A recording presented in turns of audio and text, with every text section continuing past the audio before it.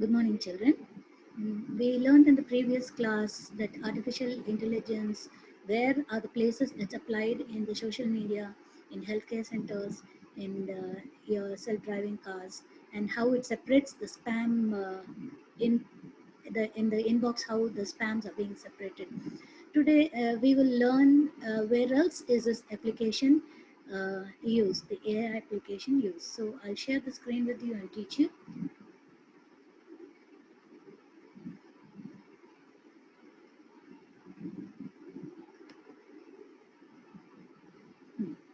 Here, AI is used in the Google predictive search engines. What do you mean by it?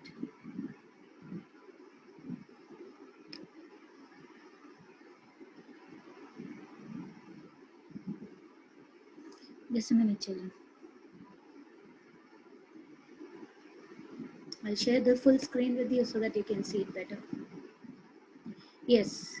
So when you are typing for a word in your Google, Google starts giving you recommended information for you to choose. See, when you type I, then you get all the words starting with A, I. Then N, every word which had I, N, M, everything would be there. When you type N, and then it would type the continuation. All related words to this, you can choose from the list of words that are being given. Okay, AI is also used in gaming. You can say you play the PUBG game, and that's how AI is used in PUBG. You are playing against somebody, two players are playing. So this is all done because of AI, artificial intelligence. Here you have, they are called as bots. Okay, and in future they feel that AI will become one of the platforms for playing all the games. Here you can see, if you want any of the AI games, you just type AI gaming.com, aigaming.com, and this is a platform where you find all the computer games, and this is known as bots. Okay, so you have a person who's challenging you and playing with you. And how do you get your points or your gifts? You get it in the way of bitcoins. Here you are saying here, I think this looks like PUBG game, and the next game is chess game. He's playing against a robot. He's playing chess against a robot. And then you have here poker game. And so here artificial, in this video game, artificial intelligence is used. It's generating a responsive, adaptive, and intelligent behavior by the non-player. The non-player is exactly responding like a human being. He has similar characteristics of playing games like the human. And you have this another game called the tic-tac-toe. You must have played it, where you need to get all the X's in a straight line, or diagonally straight, or the O's in the similar way. The three should be in a line. You have other games which are mentioned here, but the top four video games, you can check them. They also use AI. The first one is Tom Clancy's Splinter Cell. This game was blacklisted because it was a revolutionary type of a game, which is not good. Then came the Rocket League. It's a football game where you play, and also you have games like cars in the same type of gaming. And the next one is Minecraft Pin. Here, it was awarded the best game in the year 2012. It's supposed to be, I don't know what, Minecraft. I think it must be something to do with the flying and all that. It's a developer game. And next game, what we have is Fear. Fear is supposed to be a shooter game. It's also a video game. Okay, where else AI is used? And this person's name is JP Morgan's. He is the person who introduced this face recognition. Basically, he's a person who does lots of legal works. He deals with banks, he gives loans and all these things. They have a tie with the Indian country. And you can see in the next picture here, our PM, Mr. Narendra Modi, is meeting the group of JP Morgan's International Council. This happened on October 22nd, 2019 at New Delhi. And they had also discussed, and he wanted the people of this JP Morgan's to develop the world-class infrastructure for India, and even providing many other quality education and healthcare centers. You see, what is JP Morgan's Chase what is this intelligent platform that he is, how he's applying AI and machine learning and image recognition. This is the software that was developed by him. Basically, he developed this software for analyzing all legal documents. Legal documents are your land papers or any other thing. You see bank papers and all this. So here, you see that person is standing in front of a computer and it's recognizing his face. Yeah, you have even in your cell phone face recognition and fingerprint recognition. So here, when you have a big locker with all your jewels and many other land documents, then you can put it into your locker and then it has a face recognition.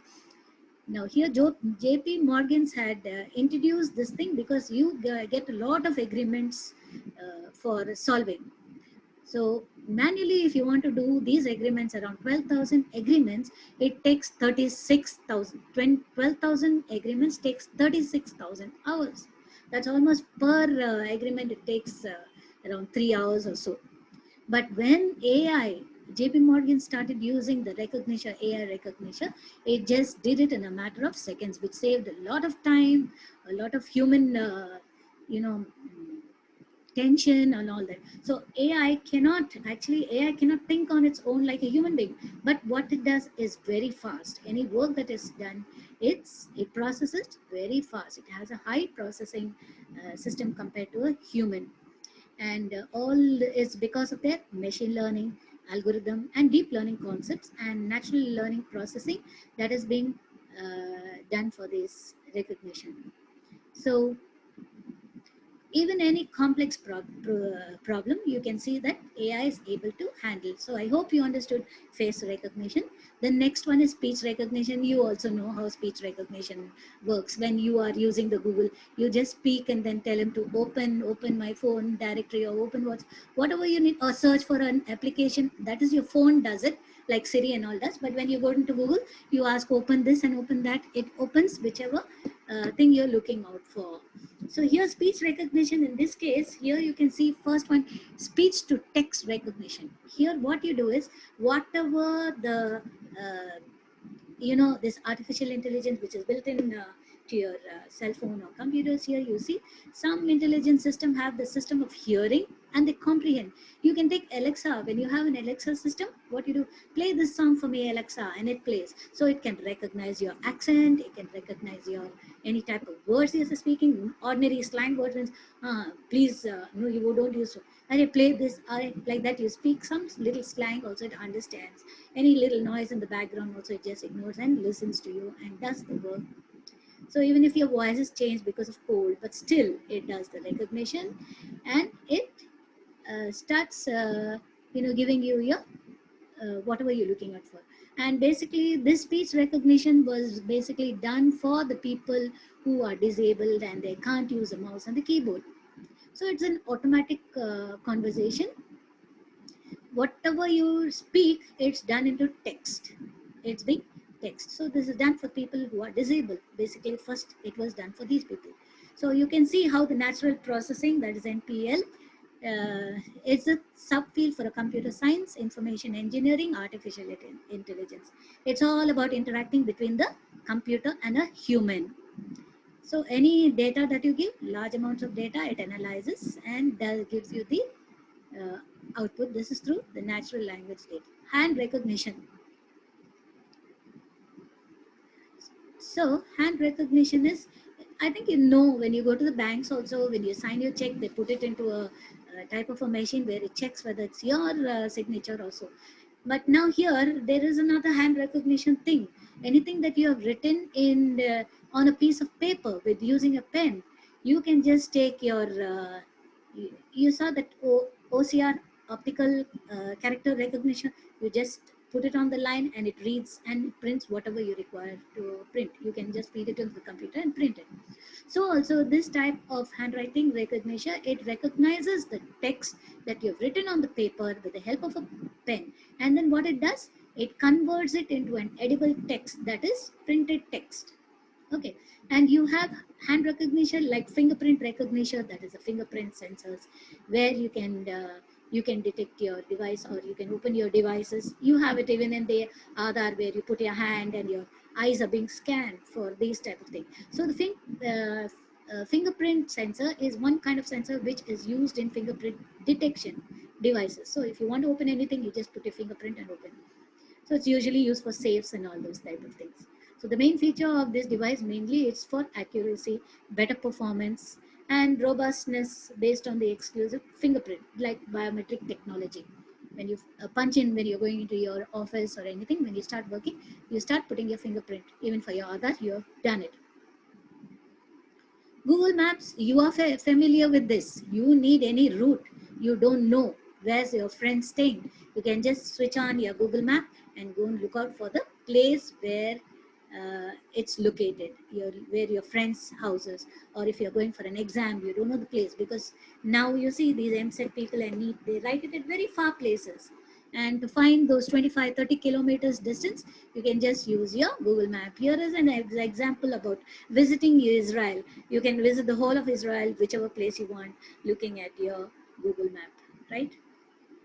And here is a robot that is placed for doing all the work. All automatic work is being done by that. It reduces the cost. It increases speed very fast, and it is very accurate. What work you deploy to the robot, he is able to do. All physical tasks such as manufacturing, certain things you cannot put your hand into and do the manufacturing work, because machinery can cut your hands and such things. So such type of work, some manufacturing works, we use the robot. Now you take the example of a crane, how it lifts heavy things. Okay, it's like that.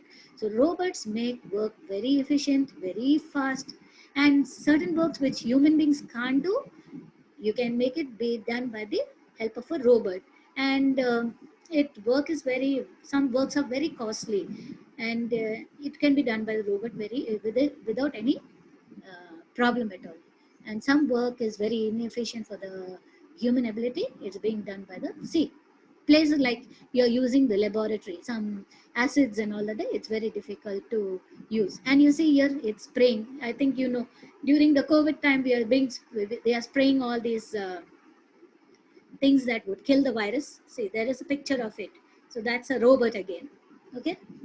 Now it's used in cyber defense, which is one of the most important thing. Used in cyber defense, it's a tool used for monitoring continuous analysis of the systems to identify any malicious activity. Anybody is doing any wrong, troubling any other people on the net.